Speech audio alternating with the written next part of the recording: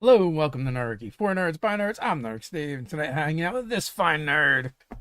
Nerdarchy Ted, how are you doing this fine and lovely evening, sir? I'm doing good, man. Today's been a little busy as I prep for Gen Con and getting, last minute things done in order to get out. We're actually leaving tomorrow early. Um because Wizards of the Coast is having a like a press conference thing. I was like, I guess I should check that out. So I had to like rearrange things to leave a day earlier in order to be there to check it out. But I'm curious to see what they have to say. Honestly, it's a little embarrassing because I have not been paying that much attention at all. Every once in a while, I'll like check out someone else's video Hmm. about what's coming out. Like I watched Jenny D's interview with Jeremy Crawford. I'm man, I gotta say this is like the biggest update that we've had in a long time that I've been the least amount of interested in. I mean, there's a lot of changes that we've seen or that we've heard about that are less exciting. And I mean, I was talking to somebody this past weekend about some of the expected changes for Ranger, and while there's a couple of cool things, like the cool things that I saw, it was like, oh, that was in Tasha's, but they got it at earlier levels. So it's Hmm. like, um, well, that's not cool. But it's like, they I don't know. I'll see and I'll reserve judgment for when we legitimately get the the books in hand. And you can Uh see, yeah. and I can make my judgment call there. But so far it's like, well, I'm probably gonna play a bastardized rules of, in between. And if somebody wants to play, the newer version alongside the older version, uh I'll allow it. It's not a problem. But I don't think the groups we play with are going to be super excited about the changes that I've seen. Well, fortunately, we don't have no Rangers, so and at the same time, there's certain things that we have been kind of implementing. But that being said, like I digress. That's not what tonight's chat's about. Uh, And it's we're gonna be talking about artifacts versus magic items. You kind of had thrown out, let's talk about artifacts, and I'm like, we probably have talked about artifacts. And I was like, well, how can we talk about artifacts in a different way? So this was the compromise. artifacts versus magic items. When do you give one? When do you give the other? What is the purpose of an artifact versus a magic item? It's like, because not everybody realizes like legitimately what they are and what they're for. I know, like in earlier editions, and when we used to play way back when, I think it was less so when I started playing with the group that would kind of spawn Nerdarchy, Hmm. and it was more like my playing in my teenage years where I kind of learned like some of the big missteps that really screwed up a campaign. Like maybe one of the players getting the Axe of Dwarven Lords way too early or at all. Um, or though it's not an artifact, it does become problematic. The deck of many things. We put a bunch of those in our games when we were younger because it's just so chaotic and fun to pull cards, and you want to see the bad stuff and the good stuff that'll happen without really, thinking about what how that's going to affect your campaign. And it goes back to the Jurassic Park quote. Just because we can doesn't mean we should. A hundred Or percent. or that's probably not it. I'm paraphrasing. What is it? Just because we can, did we ever stop to ask the question, should we, or something along It those lines? was, it was something along the lines of, before you ever thought, could you, you never stopped to ask, like, should you?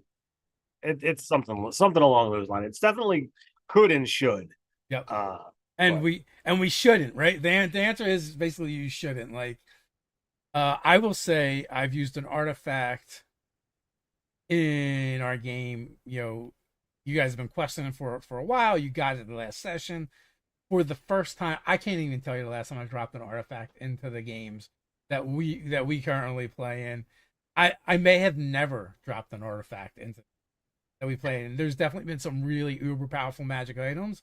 But at the end of the mhm. day, like there's still like a huge difference between a magic item and an artifact. that is 100% correct. An artifact is expected to be more than just a more powerful magic item. A artifact is something that has a specific purpose, and when you use it, you're not it's not like, oh, I got an artifact and I'm going to keep it forever. It's, I get an artifact for a purpose, I use it for that purpose, and then it goes away. You know, I got the item that you were talking about, and like I instantly started like drooling because number one, the item would literally have any person at the in the party thrilled to use that item, Yeah, even if it was for only like one aspect of it. So like, did we want to get into the item, or do we want to do that later? we'll we'll Not at we'll, all. we'll get into the we can get into the item a little bit later. King Master Lord has a question, and what about an entire set of quest arcs for ingredients to craft an artifact? Now, so I think there are certain instances where you give out artifacts, right? Um, they are to, in my opinion, and then we can list them and then elaborate on them. Is to complete a specific objective in the campaign. You need the Mhm. artifact to do that.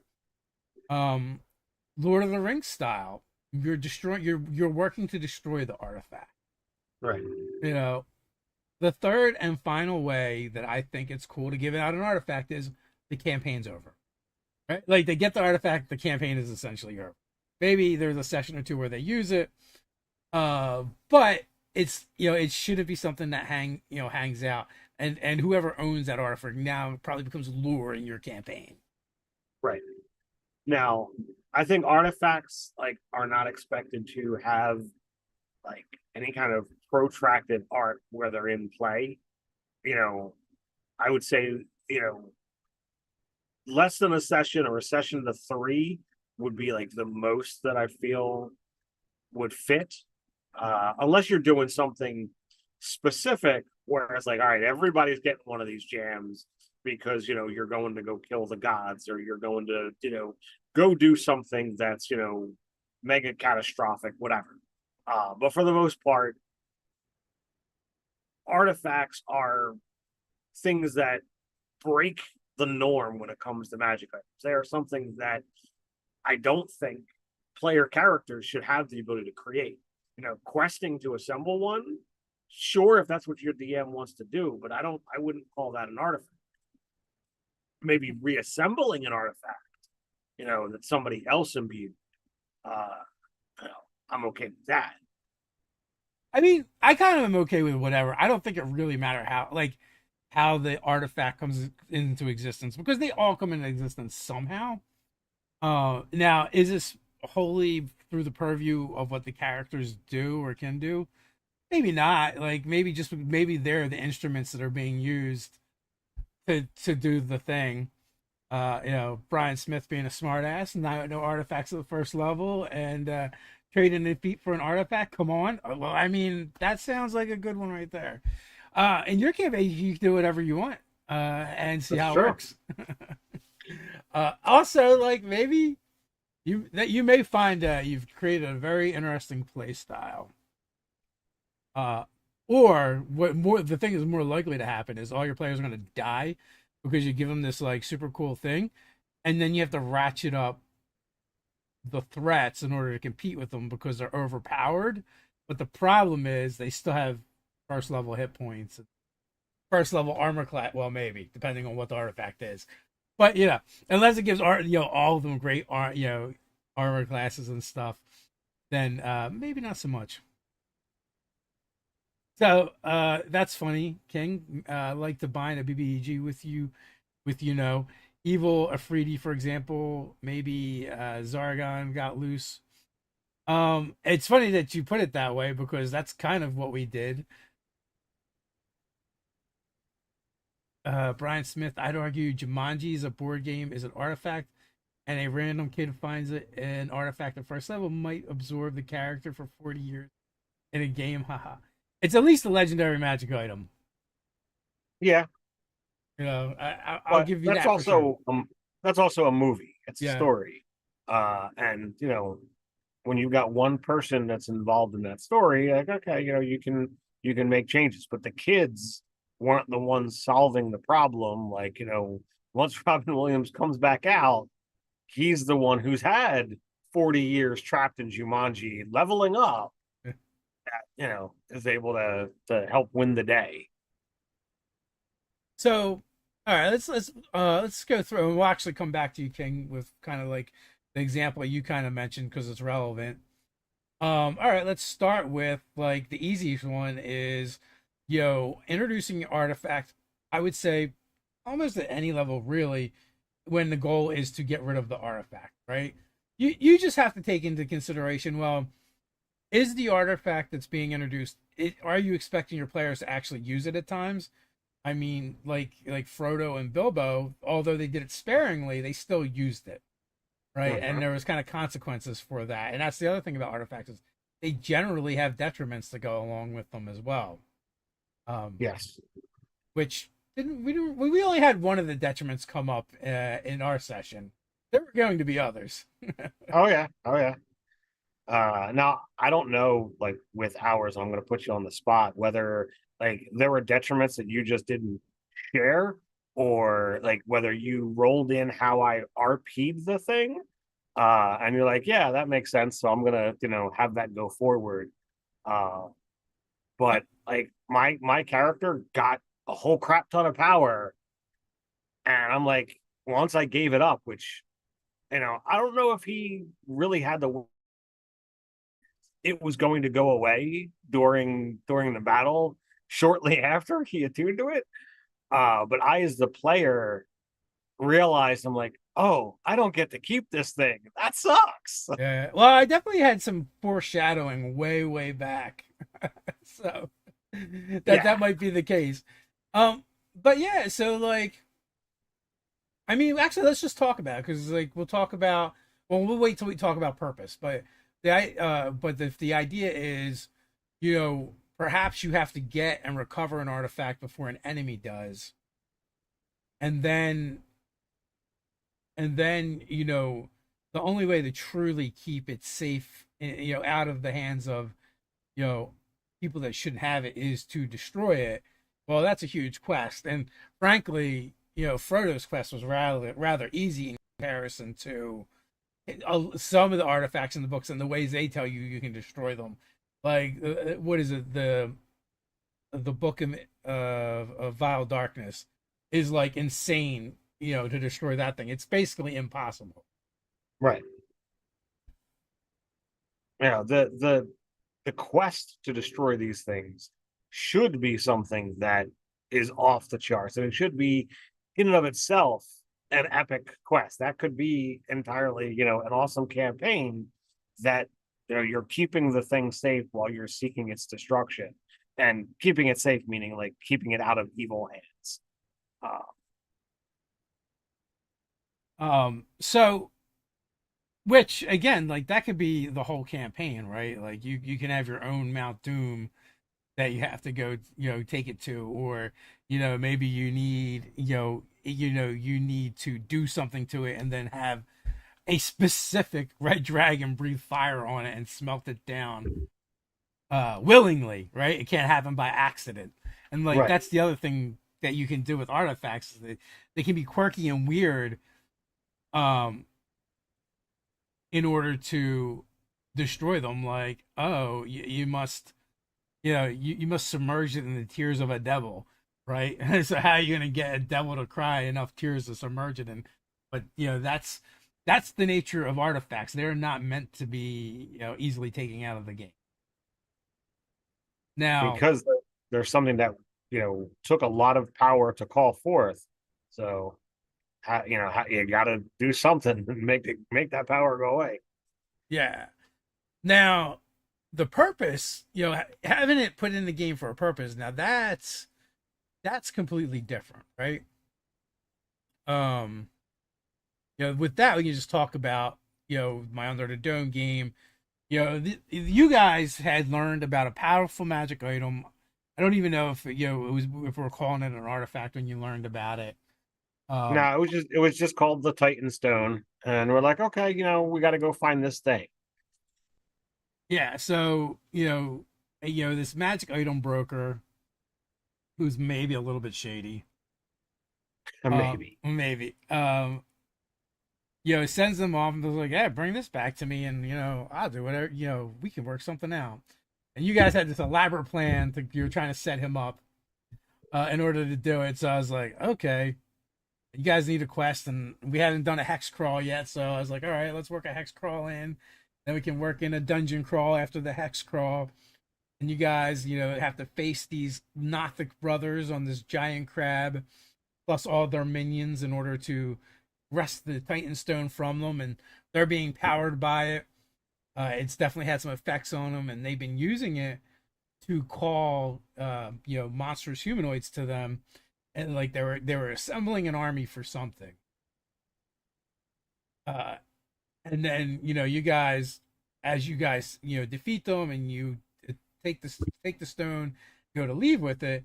You realize you guys had been adventuring in this Titan's body essentially, where that's where the stone was. And as you took it and were leaving, well, you awoke in this Titan, and it became really clear really fast that it wanted the stone.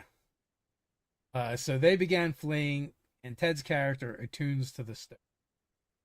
Now, prior to that, when they first got to this area, to this island where this dead Titan was, or imprisoned Titan, I should say, they had this vision of how the Titan got imprisoned and how the Titan Stone was used to do it.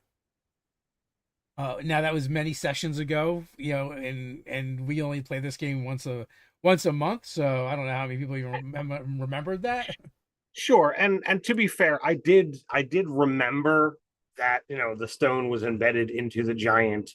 Uh, but when you drop the carrot, or you drop this nugget of awesomeness, everything else is put aside. It's like, holy shit, look how freaking awesome this magic item is.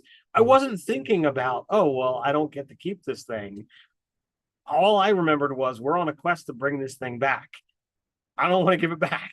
Yeah, and But you're a spellcaster, and basically it acted as a staff of power combined with a robes of the Archmagi for a spellcaster, as far as bumping all their spell attacks, giving them good armor classes. so legitimately, uh, as long as you have one hit point, you were regenerating 1d6 hit points around.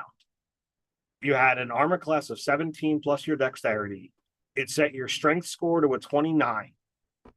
You were immune to blinded, paralyzed, petrified, and stunned. You could cast Aid as a 9th level spell once a day, which I forgot about during I was the gonna bring that up. I'm like, why didn't they do that? That was like an extra 45 hit points for everybody.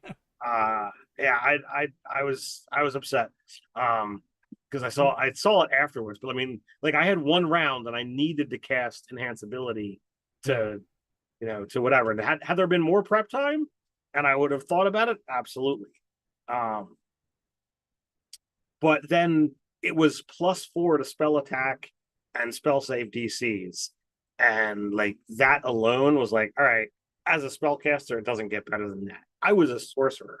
I was an elemental, attack monster. So having spell save DC of 21, I was loving it. And I'm like, this is fabulous. And I didn't even get to like cast the phenomenal spells Yeah. while I had it, because I was depleted. Like, I had this thing and I started tuning to it when I had 6 hit points. Like, we were not in a good place to fight this thing, yet we had to. Yeah, I will say I got really busy that week, and a lot of times I will prep for my game that day, set aside some time. But that day I had my son's graduation party, and I also was like doing some taxiing for people. So like that did not happen. I had some ideas I wanted to do. Had I had more prep time, I think I would have protracted it out a little bit to like one more session, so you could have had a session of like being awesome, and not gone right to the final battle. That is my one regret with that. And but again, like I said, I got short on time, and I went whole hog improv GM for that for that session. And that moment was fine. It was awesome to have it for while I had it, but like Vel is definitely like he's twitching and jonesing for that kind of power again. And like not for nothing, Orb is his preferred focus of choice, and this Yeah. thing did shrink down to a sphere. So, I mean, it was a sphere, but it shrunk down to a sphere that he embedded in the palm of his hand. So it was a scenario. I'm like, this is perfect for him. This is what he wants. Who cares about this? War wand +3. I got this thing, but not anymore. Well, but that being said, like it's still in the game, and you guys know where it is. Yeah. Yeah. So part of my mind is the GM goes back. Well, we could revisit this depending on how long we play this campaign. If the game goes on long enough, like he will try and find ways to you know neutralize or destroy the Titan.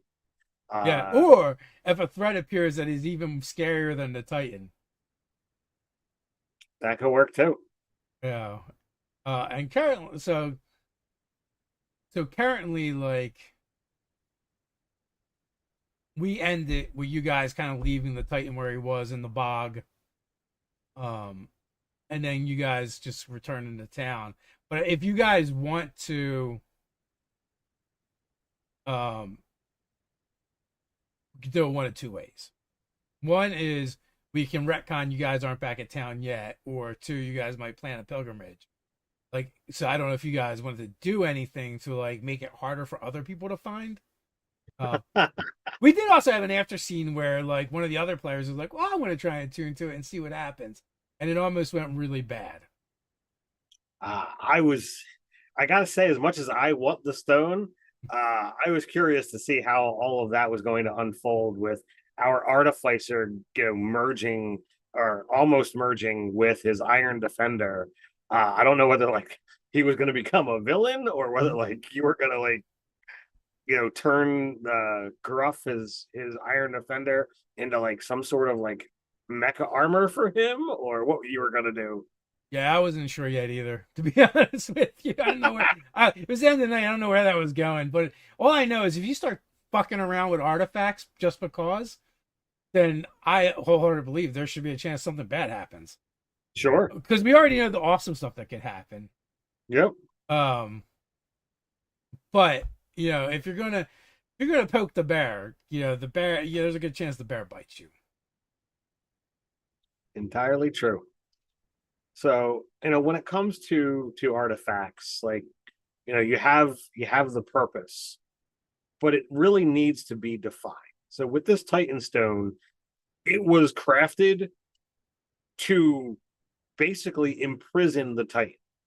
So by embedding it in the Titan, they sink into the ground and are imprisoned until somebody else decides to, wake the sucker up. you know the One Ring from Lord of the Rings was meant to essentially lord and rule over all of the other people who are wearing the magic rings that Sauron created. Now, in the movies, like they talk about that, but you don't ever hear about it because it's a really dark aspect of the ring, and Yeah. you know, Well, I think you kind of do because you have the ring race, and weren't the ring race the men that yeah, wore the rings, right? And yeah, so they are fully 100% under right, yeah, right. But Sauron. they're trying to they're still working for Sauron. They're trying Yeah. to get the ring and bring it back. Whereas like I feel like the knowledge of what that ring is supposed to be, like couldn't, you put the ring on and tell them to not and like control them. But like that part wasn't ever gotten into. But that's what's I'm sure it is somewhere, and it's probably like Sauron built it, so they probably built like a fail safe, and also he's not mortal, so right.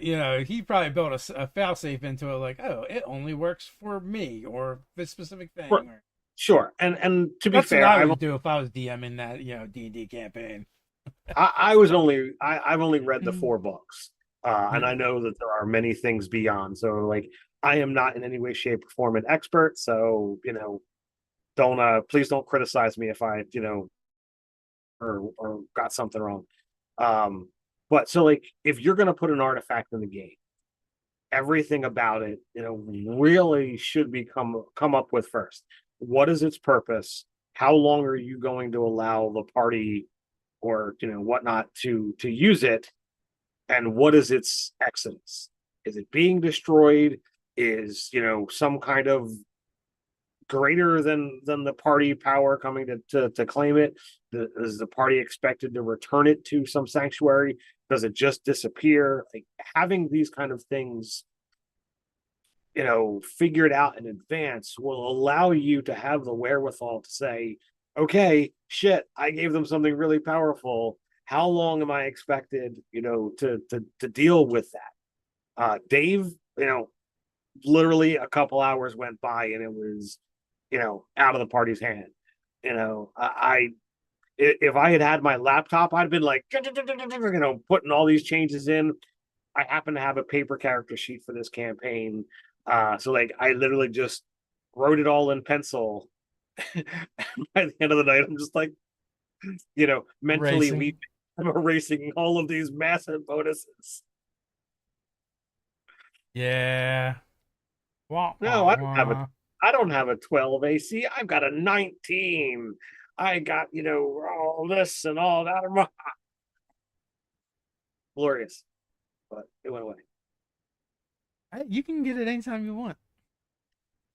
It's just there. So, Oh, I know. I had to make sure I remember the name correctly, just because I've got so many additions jumbled in my head. But King Master Lord, I want to start picking through the chat a little bit. You guys have got some great stuff in here. Location-based artifacts was an interesting angle. Yeah, like Throne of the Gods is what I immediately thought about. It's like things that can't readily or easily be moved.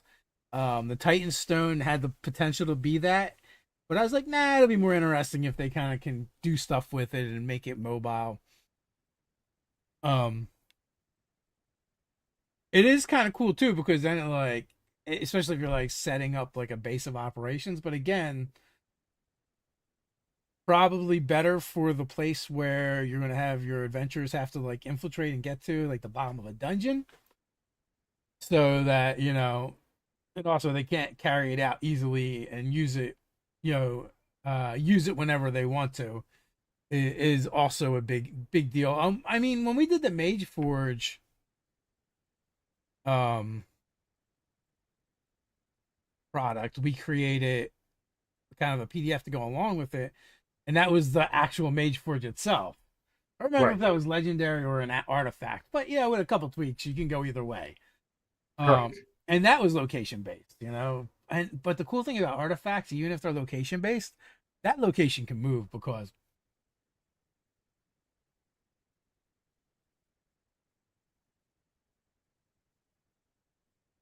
um Parks talks about party once got that I had completely got into their head that some nothing item covering the stool's magical aura was an artifact and spent 2 sessions trying to get it to work. I might have made it something after at that point, but I mean that's not a knock or anything on you, Parks. That's just my gaming style. Like the more someone invests, unless I can make a funny joke out of it, then maybe I would just leave it as it is. But the more the players invest to an idea, a lot of times, the more likely I am to gravitate towards making that something.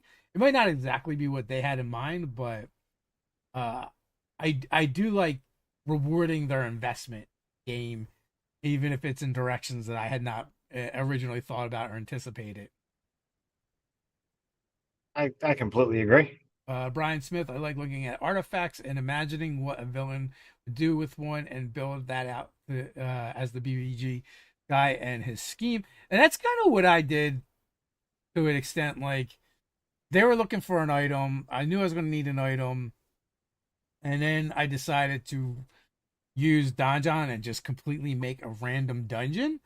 And then I had to make the dungeon make sense.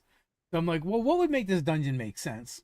And I was like, well, I know the big bad evil guys are these um Nothic brothers, and I needed them to be doing something. And so what they were doing was they were using the Titan Stone to draw monsters into this area. And they were all basically worshiping the Titan Stone, and they were going to do the bidding of the Nothic brothers. But that's not really the goal. That's not really the purpose. The party doesn't know this yet. But the idea was like that's the influence of the Titan, not the stone. Because the Titan's like, oh yeah, build your army, go out and wage war and plunder. Well, as soon as they took the stone out, it wasn't going to be imprisoned anymore. So like that was kind of the scheme for someone to find it, and then it would draw monsters to them. And I let these, in this particular case, stone gave them power over those monsters to lead it forth. And that was like one of the other detriments that, had you had it longer, you were just going to have all kinds of monsters drawn to you, to your party, specifically giants, is where I was definitely leaning towards. So with that case, I feel like either I don't know having the stone maybe grant the language giant or what have you uh, Yeah, might be another. that definitely would make sense as well. But to be honest with you, like part of my engineering of it was like, well, Nothics are only challenge ratings at like 3, I think. So like, you guys were like 10th level, 9th level when you started going after them. So I was like, well, I got to make these monsters challenging. So how can I do it? Well, I beefed them all up with the Titan Stone, and I kind of like so I also did something a little different. Like the brothers and this giant crab, which there's a huge, which is size huge. They're kind of using for like a mobile platform. We're all bonded, so they had a shared hit point total.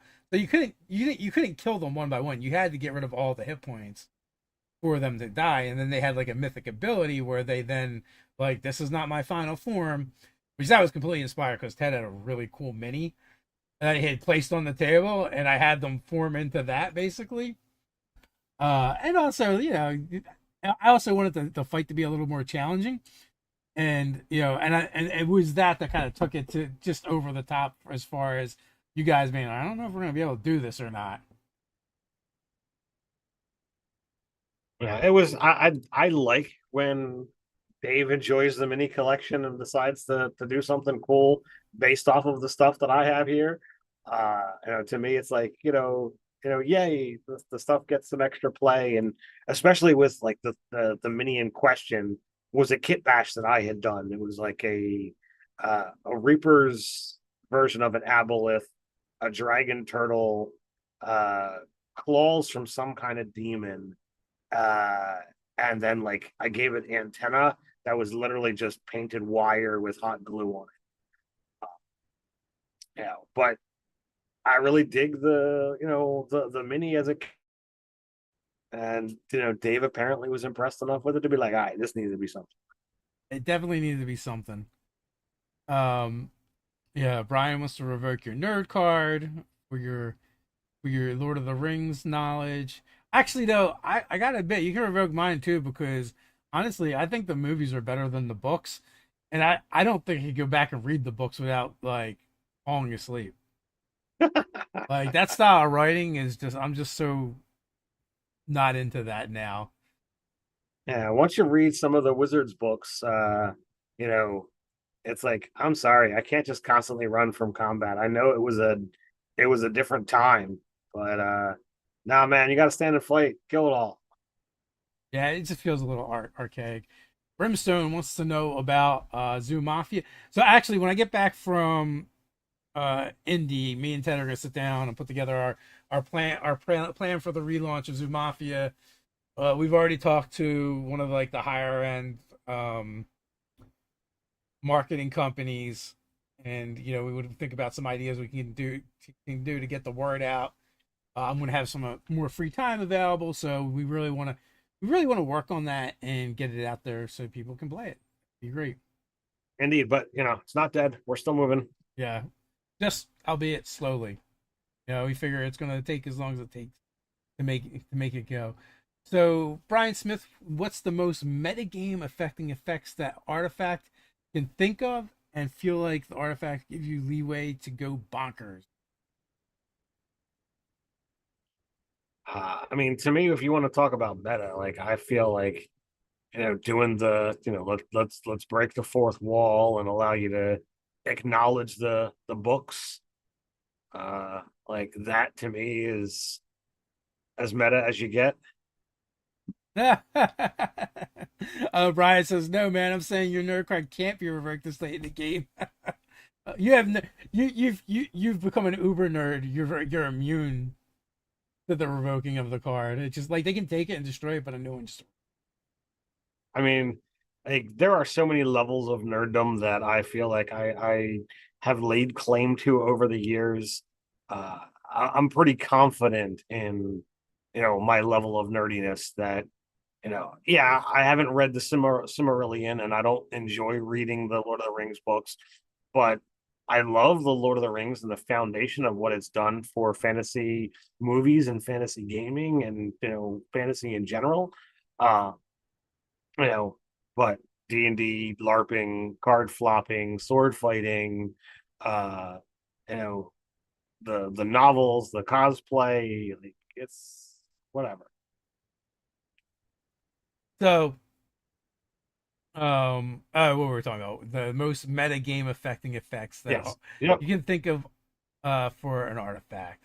I think so. I guess there's a couple things. One is where the artifact just lets you transcend, you know, time and space, in essence, right? Where you can go anywhere or any time, like that. Like those are the kind of things that are kind of crazy.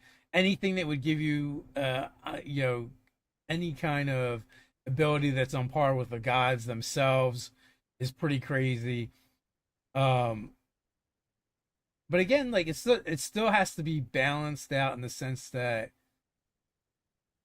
you can't have it so powerful that it just shuts down the campaign. Like it can't be so much beyond the wish spell that makes the wish spell kind of irrelevant. Yeah, I mean, Wish is, pretty much the creme de la creme. And I've thought, and I know this is slightly off topic. I've thought for a while about like what kind of things, could or whatnot exist with 10th level spells. Like what kind of things would that look like? But when you start talking about Wish, it's like, well, we've already got Wish. Like what else do you Yeah. need? So, I've kind of stopped, but I know that there's other people that have thought about it, have talked about it. I've talked to, another nerd recently who was like, oh, my DM did these things and there's these 10th level spells that the party got access to for a high level game. It's like some of those things are really cool and some of it is just really upscaled ninth level spells, which that's impressive to take it a level beyond that. But when you start talking about like Wish and the things that it can do, you know, artifacts really need to be on par with, but not like supersede the well. It can do anything. Yeah. Well, so what is who put out the epic level handbook for 5e? You have a couple of their products over there. I'm trying to see if I can find it here. Uh, Trying to think of the name of the company. It's the owner is Ryan. the 2C. Yes, 2C Gaming. That's exactly it. Um, Find it, out where my copy went. and I believe they've got like ninth or 10th level spells in there. You also added 10 more levels to the game, and like they definitely went from it from an aspect of like they didn't want it to just be 10 more levels. They wanted those extra levels to really mean something. Right, right. And to me, I think that that's fair. And I enjoyed, in other editions when like, okay, you could keep gaining levels and you could do other things. Um, That's you the other know, place I would say you might have an artifact, right? Like if you're actually playing into the epic levels, right. where it's like, well, yeah, you have an artifact and it's powerful, but like at that point, it's not that much more that much more powerful than like the class features you're getting. You're getting access to spells beyond ninth level. You're getting access to or creatures that are having access to abilities that are on par with artifacts. Yeah, I mean that's the level of power that's like, all right, you're you're pushing beyond, well beyond, what mortals are typically capable of. And I feel like if you're going to run that kind of game, like you really need to be like, okay, well, what have you done to become more than mortal? Uh, you know, you're not immortal, but you're not a regular mortal either. So earlier in the chat, someone had mentioned the idea of kind of the oh, it was Brian, lesser form of artifact that might be a way to get one in the mix without breaking everything. I actually like that idea of, maybe doing a bunch of like making lesser versions of all the artifacts for a specific campaign. So I think Matt Mercer in campaign one of Critical Role did a phenomenal job with that kind of concept. He has the vestiges, Hmm. the vestiges of power, and eventually all of the party had gotten them. But if you look at the Taldore book, all of the vestiges are there, and they have them essentially at different levels. It's been a while since I looked at the book, and it's been a long while since I've watched campaign one. But I want to say that there's like three levels. There's like, if you just get it, then it becomes awakened, then it becomes exalted, or something along those lines, and you have to do something specific for each item, to make that happen. And like I feel like you could do that with an artifact and have the same kind of effect. And I think that's kind of what Matt was going for. Yeah, well, I mean, just the idea of, doing cool shit, right? Like having magic items that get better with you is a great idea. It's been around in the game for a while. And it's like, it's also one of the reasons why sometimes I don't give out magic items, but instead bestow magic on items the players already possess. Because, like, to me, it's always lame and weird when, like, this player comes up with this cool backstory about their grandfather's sword, but the instant a ye old basic +1 sword comes along, they're like, sorry, Grandpa. They just chuck that thing, right? Like, Well, see, I actually did something about that as a player to one of the players' items in the Dawnbringer game. And if you have either the PDF of Mage Forge or a copy of the physical cards, um, Gerta Brelne, the Maul, was Jeremy's character's uh, Maul that he had carried from the beginning, and it was that kind of thing. It was his grandfather's hammer, and it, it was his preferred weapon. And throughout the whole game, like he carried it, but he also eventually found a great axe that was like a +2 weapon. And if we had something that had that required magic to hurt or kill, he begrudgingly pull out the great axe and fight and what have you. But my character was like one of these that I kind of collected little things here and there throughout the course of the game. So, and I had little notations on my character sheet as to what all of these came from and what have you. And at one point in time, we smashed an altar to a Chardalon, and I'm like, all right, that was it, because he used the hammer to break it.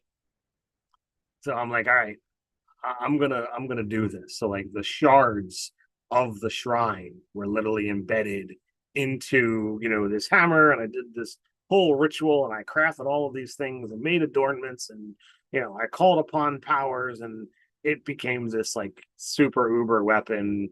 I got the entire party involved in a ritual, um you know and if you look at the card in the product, that was made by Thorgarn, with, I guess, the the blessing of Morden, the god of dwarven smiths.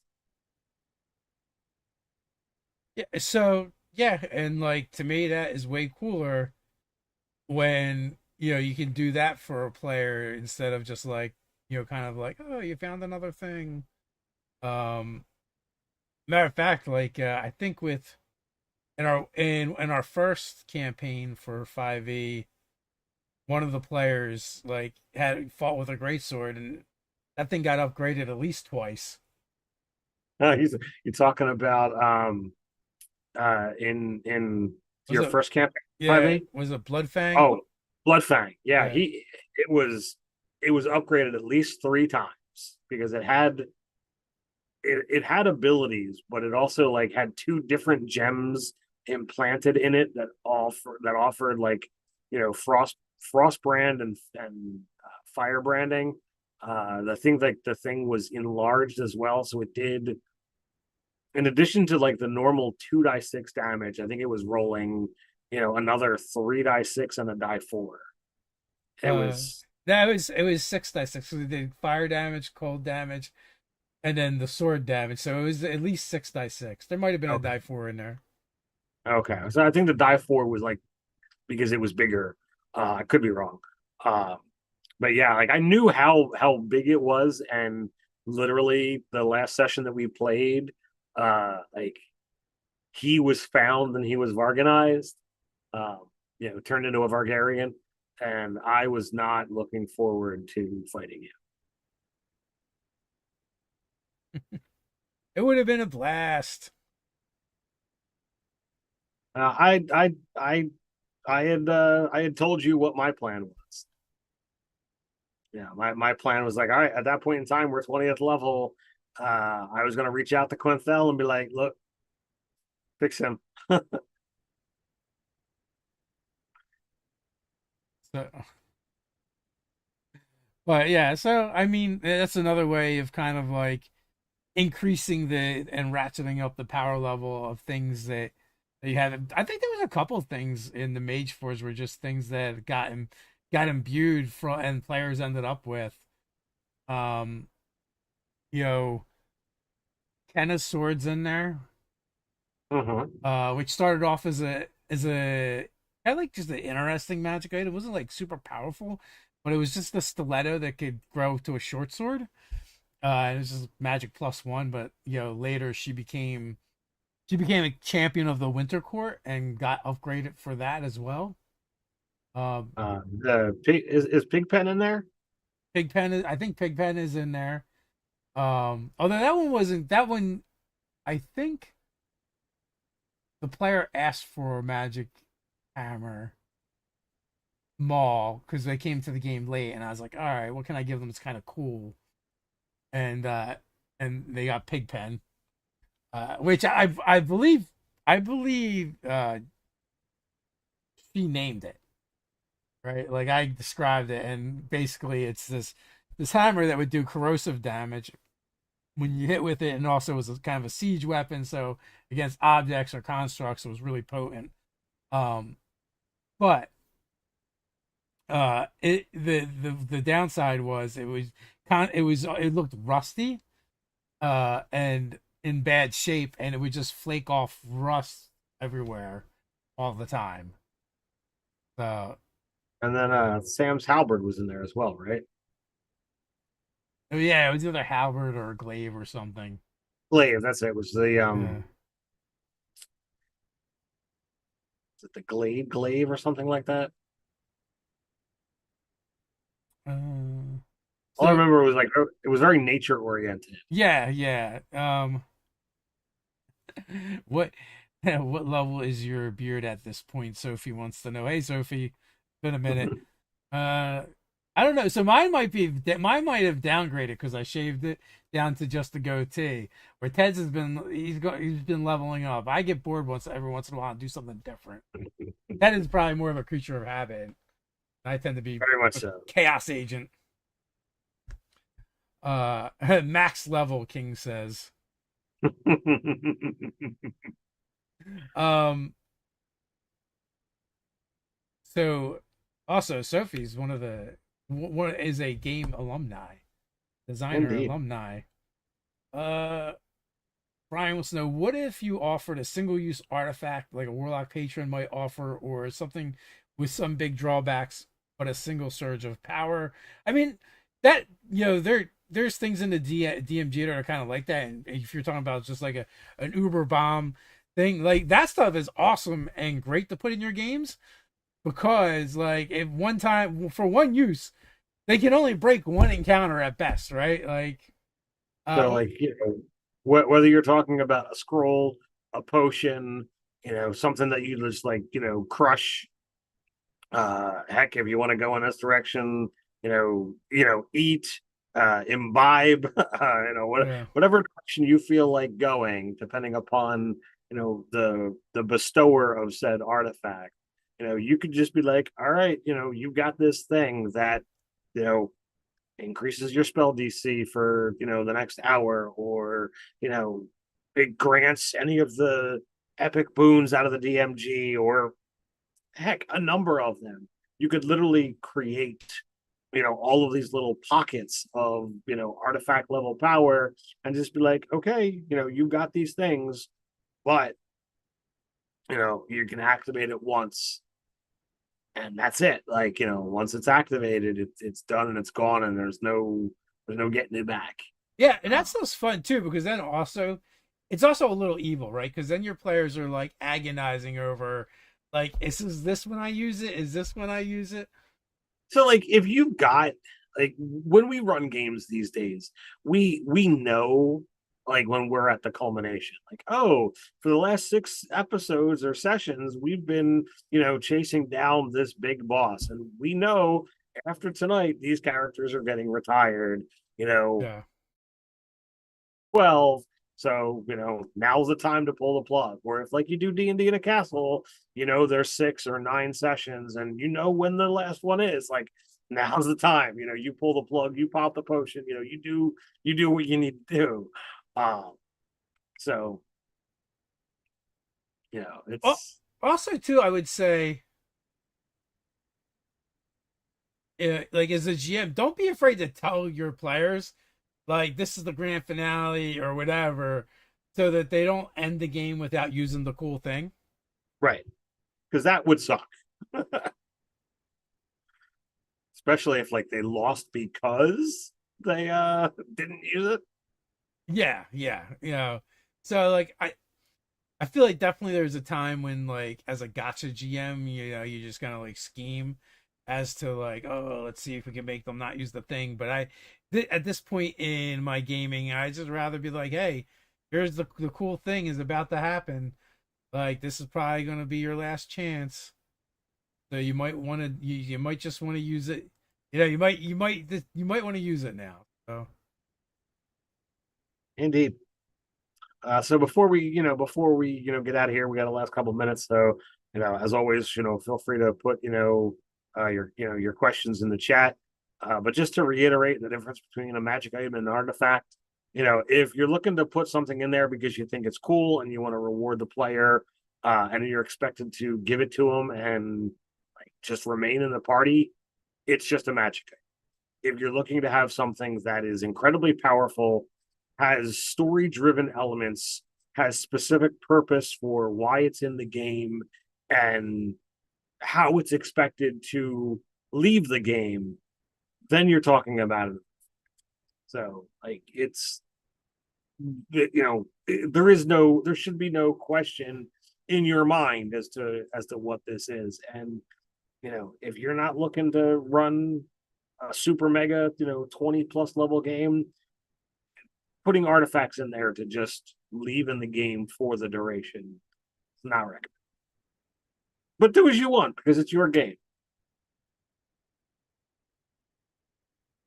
So, also, I'll be at Gen Con. So if you happen to be around and you want a handshake, high five, hug, knuckle bump, whatever, feel free to hit me up. And as always, if I have time and you show up with enough Nerdarchy fans for me to run a game, I will run an impromptu game. It will be improv. I can't promise it'll be an awesome game, but it'll be a game for sure. Um, It's so Dave running. I'm certain it'll be awesome. At this point, I would also be like, "Hey, come play one of my Gen Con games," but they're all sold out. And fortunately, unfortunately, I guess, depending on how you look at it. So I'm excited for that. Also, if you want to come get tattooed with me, I'm getting tattooed on the 1st, not far from Gen Con. So let me know. We're getting into town on Tuesday, and we'll be there until Monday. Getting a birthday tattoo, huh? Getting a birthday tattoo. I am. What is the Um, new ink going to be this time? it's going to be an owlbear, and I'm torn between putting it on my calf and putting it on my forearm. Okay. My wife very much wants me to get it on my calf because my son has an owlbear on his calf, and I was and so she was thinking that he would take her side on things.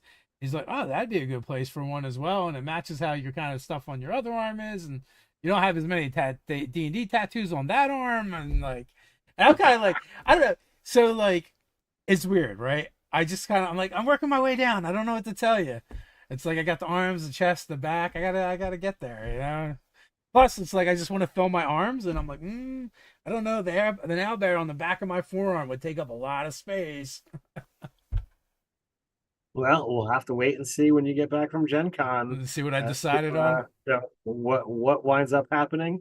But with you traveling, we are not going to have a game tomorrow night, and I would say it's probably most likely we are not going to be doing the live chat next week because Dave will probably be traveling. Yeah, I don't Uh, even know if I'd be back in time. To be honest with you, it's like it's a 10 to 12 hour drive, depending. right, and depending upon health and how travel is gone, I can't guarantee the return of Mutant Mayhem next week either. We'll have to wait and see, so stay tuned. Hope that we'll be back because we were mid game. We Yeah, still yeah. have a to do. um Yeah, I but would have probably continued anyway if it was more like doing town stuff or traveling to the next town. But it'd be weird to like stop in the middle of the game and be right, like, "Yep, these players aren't here," or have to have someone else play them, which I always hate that anyway. right. Especially for a stream. For your like home game, it's kind of all right. It is what it is. We will get back to it eventually. Also, because we have a couple minutes left, like we mentioned, we're going to be really looking at Zoo Mafia and how we can get this Kickstarter going for that. And then also, we're also doing a lot of like obviously you notice all of our videos have been shorts or lives, and we haven't even done any shorts in a bit. And we're really looking at the direction of the channel and what we want to do. Like we're not going away per se, but we might be re-envisioning things like maybe we move away from D&D content as we want to make our own games more. But whether we make our own games or not, we're always going to play D&D. I imagine, to some extent or another. I don't know how much coverage we're going to do on a lot of the new stuff coming out, just because there's like so many D&D YouTubers already doing it. They're so good at it, and it's like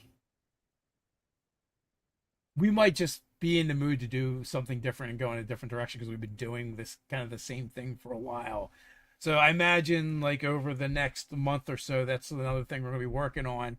We're going to, like I said, we're still going to be here. We still love TTRPGs, specifically Dungeons and Dragons. Zoo Mafia is coming soon, one way or another. I've got an idea for 3 other games after Zoo Mafia, 2 of which use the same mechanics as Zoo Mafia, but kind of build on them. Um, so we've got some plans, and we're just trying to figure out where do we go next. I feel like from the YouTube side and D&D, it almost feels like it's time to pass the torch to the next generation. They're doing a really great job with it. And like we might explore more creative things that we find more interesting, and like a lot of the stuff they're doing is shit we did like 10 years ago. To be honest with you, to a certain extent. But which is fine because it's like that's part of the journey, and then but then also then you see like some other people that really do some really cool and interesting stuff in this space and have a lot of fun ideas. Uh, like for instance, I would say right now who kind of stands out to me is like Bob the World Builder, where he's been doing some stuff that is not like standard, what you expect from D&D YouTubers, just lists, character builds and stuff like that. So definitely check him out and some of the other folks. But we're gonna be back. We're gonna do some things, and we're gonna figure out how to do it more interesting and still stay true to who we are and what we love about gaming. Indeed. So, with that, until next time, stay nerdy. Later.